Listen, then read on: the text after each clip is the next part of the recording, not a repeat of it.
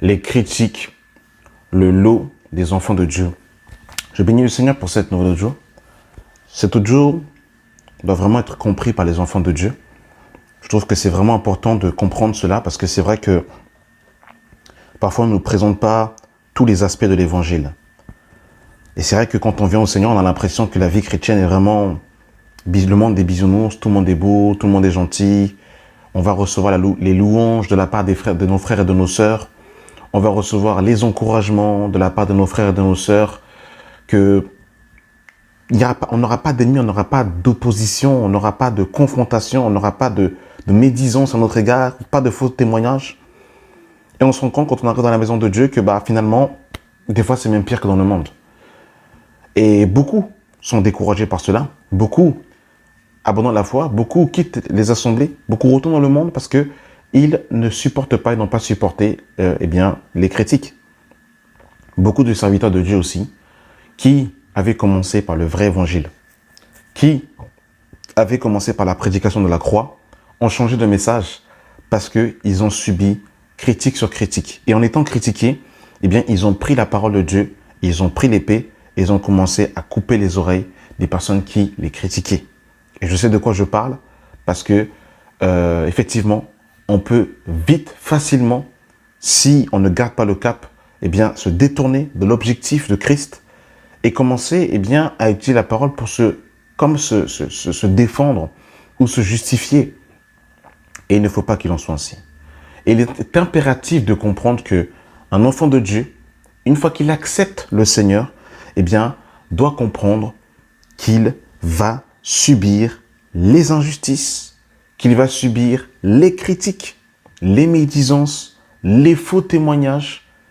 Ça, c'est clair que ça fait partie de la vie d'un enfant de Dieu. Si tu ne veux pas qu'on parle de toi, qu'on parle mal de toi, si tu ne veux pas que ton nom soit sali, si tu ne veux pas recevoir de faux témoignages, j'ai envie de te dire clairement qu'il faut que tu calcules la dépense avant de choisir le Seigneur. Parce que choisir le Seigneur, c'est avoir le même parcours que le Maître. Quand on regarde le parcours du Maître, quand on regarde la vie de notre Seigneur, on se rend compte que notre Seigneur a été méprisé. On se rend compte que notre Seigneur a été rejeté. On se rend compte que notre Seigneur a subi des tas et des tas de faux témoignages à son égard, des insultes. Et on sera de même pour nous.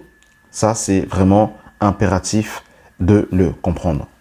Jésus dira clairement dans Jean 15, à partir du verset 20, « Souvenez-vous de la parole que je vous ai dit, le serviteur n'est pas plus grand que son maître. S'ils m'ont persécuté, ils vous persécuteront aussi. S'ils ont gardé ma parole, ils garderont aussi la vôtre. » Donc là, ici, on voit clairement, mes amis, effectivement que le serviteur n'est pas plus grand que son maître. Et tout disciple accompli sera comme son maître. Alors comment le Seigneur, qu'est-ce que le Seigneur nous a dit déjà? Qu'est-ce que le Seigneur nous a dit? Et qu'est-ce que lui-même a vécu, a subi? Dans Jean 6, le verset 26, « Malheur lorsque les hommes diront du bien de vous, car c'est ainsi qu'agissait leur père à l'égard des faux prophètes. » Donc ça veut dire que les éloges constantes, les éloges permanentes, les éloges, les flatteries, montrent en fait et peut justifier le fait que finalement on n'est pas serviteur de Dieu. Parce qu'un vrai serviteur de Dieu n'est pas aimé de la multitude à cause de la vérité. Regardez les prophètes, regardez le prophète Jérémie. Jérémie, à son époque, était impopulaire. Michée, le prophète, n'était pas recommandable, n'était pas recommandé par les rois de son époque, parce qu'il disait la vérité. Et il prophétisait le contraire de ce que les prophètes de Baal prophétisaient. Regardez Jean le Baptiste, prophète du Seigneur, rejeté et exécuté parce qu'il dénonçait l'adultère d'Hérode et Hérodias. Regardez Moïse, à son époque, rejeté par Pharaon, rejeté par les enfants d'Israël dans le désert. Donc on voit que les vrais serviteurs de Dieu, les vrais mandataires de Dieu, n'en sont pas acceptés de la masse. Beaucoup les rejettent. Mais ils ne sont pas rejetés parce qu'ils ont des mauvais fruits. Ils ne sont pas rejetés parce qu'ils prêchent des fausses doctrines. Ils sont rejetés parce qu'ils disent la vérité et parce que le témoignage de leur vie est conforme à l'évangile de Christ. Malheur lorsque les hommes diront du bien de vous, car c'est ainsi qu'agissait leur père à l'égard des faux prophètes. Ça veut dire que les faux prophètes, quand ils arrivent quelque part, ils sont acclamés. Ils aiment être reçus parce qu'ils disent le mensonge, parce qu'ils flattent les gens, parce qu'ils vivent dans le péché. Mais les vrais serviteurs de Dieu sont impopulaires, parce que leur message dérange, parce que leur message va à contre-courant. Voilà ce que le Seigneur a dit. Et ça, c'est vraiment important de comprendre cela, que les vrais serviteurs de Dieu, eh bien, ils sont souvent décriés, taxés de tous les noms, parce qu'ils disent la vérité. Il y avait, dans le ministère de Jésus, le ministère du Seigneur a été... Oh, que Dieu nous sauve. Que Dieu nous donne la force. Seigneur, sauve-nous. Le ministère de Jésus a été contesté à de maintes et maintes reprises. Vous savez, les faux prophètes, les faux serviteurs de Dieu, leur ministère n'est pas contesté. Il est approuvé par la multitude. Mais les vrais serviteurs de Dieu, leur ministère est toujours contesté. Est toujours remis en cause. Dans Jean 7, à partir du verset 25, il est écrit « Quelques habitants de Jérusalem disaient « N'est-ce pas là celui qu'ils cherchaient à faire mourir ? Et voici, il parle librement. Et ils ne lui disent rien. Est-ce que vraiment les chefs auraient reconnu le Christ ? Cependant, celui-ci, nous savons d'où il est. Mais le Christ, quand il viendra, personne ne saura d'où il est. » Donc là, ici, les habitants de Jérusalem disaient clairement en fait, que Jésus n'est pas le Messie, n'est pas le Christ, parce qu'ils savaient d'où il était. Donc vous avez vu que, voilà, ça fait partie de la vie d'un enfant de Dieu. Ça fait partie de la vie d'un enfant de Dieu que, eh bien, voilà, le service, le ministère soit, voilà, rejeté. Les critiques. Regardez la plaidoirie de Paul dans 1 Corinthiens 4, le verset 9. « Car Dieu, ce me semble, a fait de nous apôtres les derniers des hommes, des condamnés à mort, en quelque sorte, puisque nous avons été en spectacle aux hommes, aux anges et aux hommes. Nous sommes fous à cause de Christ, mais vous êtes sages en Christ. Nous sommes faibles et vous êtes forts. Vous êtes honorés, nous sommes méprisés. Jusqu'à cette heure, nous souffrons la faim, la soif, la nudité. Nous sommes maltraités, errants çà et là. Nous nous fatiguons à travailler de nos propres mains, injuriés, nous bénissons, persécutés, nous supportons, calomniés, nous parlons avec bonté. Nous sommes devenus comme les balayeurs du monde, les rebuts de tous jusqu'à maintenant. » Donc vous avez vu, mes bien-aimés, calomnier. L'apôtre Paul était calomnié. Ça faisait partie et ça fait partie de la vie intégrante des enfants de Dieu. Ça, il faut le comprendre. Il faut vraiment l'intégrer dans son esprit que suivre le Seigneur, s'accepter les critiques. Chaque acte qu'un enfant de Dieu va poser sur le Seigneur va toujours susciter dans le cœur des faux frères, dans le cœur des charnels, dans le cœur des jaloux, eh bien, l'expression de s'exprimer, de juger, de calomnier, de médire, de dire des faux témoignages. Ça fait partie de la vie des enfants de Dieu. Dans le livre de 2 Corinthiens 6, le verset 3, il est écrit « Nous ne donnons aucun scandale en quoi que ce soit, afin que le ministère ne soit pas un objet de blâme. Mais nous rendons à tous égards recommandables comme serviteurs de Dieu, par beaucoup de patience dans les tribulations, dans les calamités, dans les détresses, sous les coups, dans les prisons, dans les séditions, dans les travaux, dans les veilles, dans les jeûnes, dans la pureté, dans la connaissance, dans la longanimité, dans la bonté, par un esprit saint, par une charité sincère, par la parole de vérité, par la puissance de Dieu, par les hommes offensifs et défensifs de la justice, au milieu de la gloire et de l'ignominie, au milieu de la mauvaise et la bonne réputation, au milieu de la bonne et la mauvaise réputation, étant regardé comme imposteur, quoique véridique, comme inconnu, quoique connu, comme mourant, et voici nous vivons.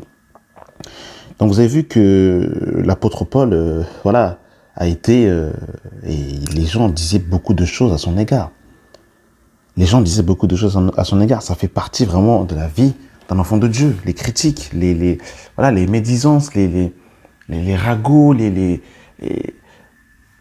fait, ces choses-là pour ternir l'image des gens, ça fait partie de la vie d'un enfant de Dieu. Et il faut l'accepter, il faut l'accepter. Il faut accepter que les gens rejettent notre ministère. Il faut accepter que les gens nous disent lui il est sectaire, lui il est charnel. Il faut l'accepter, il faut l'intégrer. Parce qu'en ne l'intégrant pas, en ne l'acceptant pas, et bien ça nous fait sortir de l'esprit. Et on devient charnel nous-mêmes. Et on sort de l'objectif que Dieu nous a donné. Et il faut justement, eh bien, l'adversité. Ça fait partie, mes amis, eh bien, de la vie d'un enfant de Dieu. Paul va dire dans 1 Corinthiens 9, à partir du verset 1, il va dire « Ne suis-je pas libre? Ne suis-je pas apôtre? N'ai-je pas vu Jésus-Christ, notre Seigneur? N'êtes-vous pas mon œuvre dans le Seigneur? Si pour d'autres je ne suis pas apôtre, je le suis au moins pour vous, car vous êtes le sceau de mon apostolat dans le Seigneur. C'est là ma défense contre ceux qui m'accusent. N'avons-nous pas le droit de manger et de boire? N'avons-nous pas le droit de mener avec nous une sœur qui est notre femme, comme le font les autres apôtres et les frères du Seigneur? Et s'efface. Ou bien est-ce que moi seul ou Barnabas n'avons-nous pas le droit de ne point travailler? Donc, on voit que l'apôtre Paul va non pas se justifier, mais remettre un peu, l'église au milieu du village, comme on pourrait le dire, en disant tout simplement, voilà, je suis... Parce que ce qu'il faut savoir, c'est que Paul a fait un travail à Corinthe, et par la suite, les Corinthiens ne voulaient plus que Paul vienne. Et des faux frères qui sont passés par la suite ont, entre guillemets, pris en otage l'œuvre du Seigneur et le travail de Paul. Et Paul le dira même dans 1 Corinthiens 4, le verset 1. Quelques-uns se sont enflés comme si je ne devais pas venir chez vous, mais j'irai bientôt chez vous, si c'est la volonté de Dieu, et je connaîtrai non les paroles, mais la puissance de ceux qui se sont enflés. Donc certains parmi les Corinthiens ne voulaient pas que Paul vienne. C'est terrible ça quand même, hein. C'est vraiment terrible. D'autres en fait le méprisaient à cause justement de son éloquence, Ça on le voit dans le livre de 2 Corinthiens. Dans 2 Corinthiens chapitre 10, à partir du verset 1, il est écrit « Moi Paul, je vous prie par la douceur et la bonté de Christ, moi humble en apparence, je suis au milieu de vous plein d'hardiesse à votre écart quand je suis loin.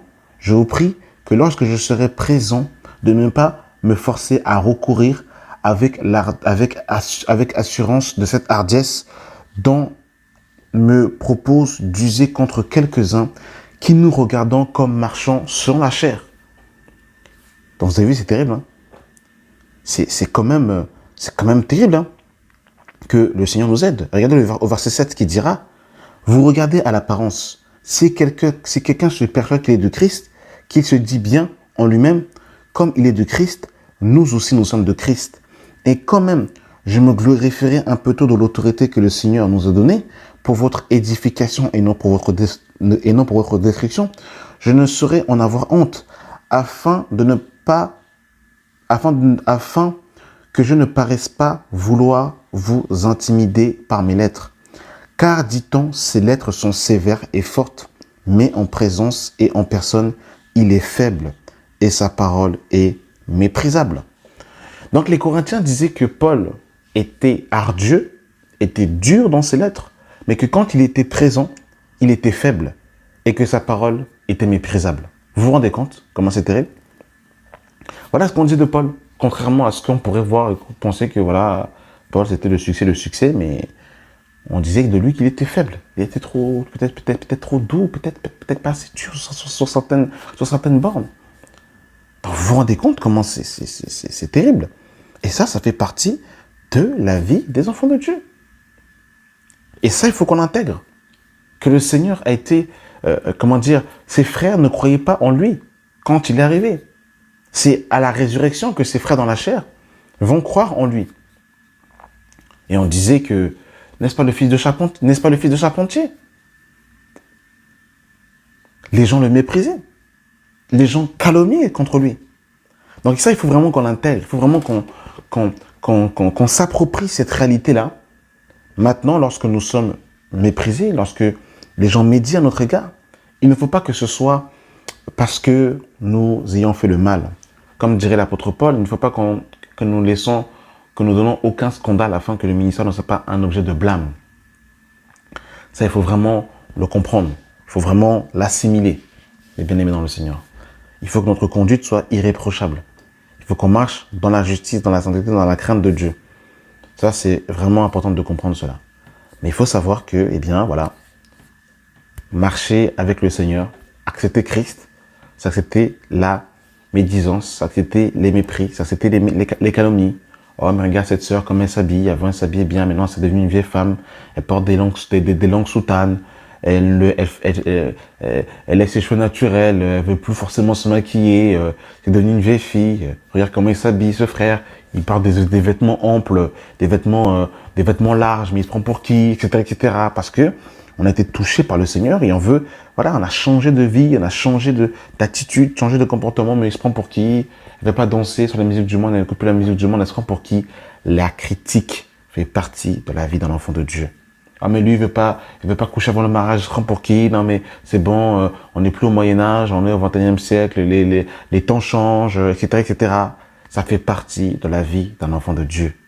C'est comme ça. Que le Seigneur nous aide.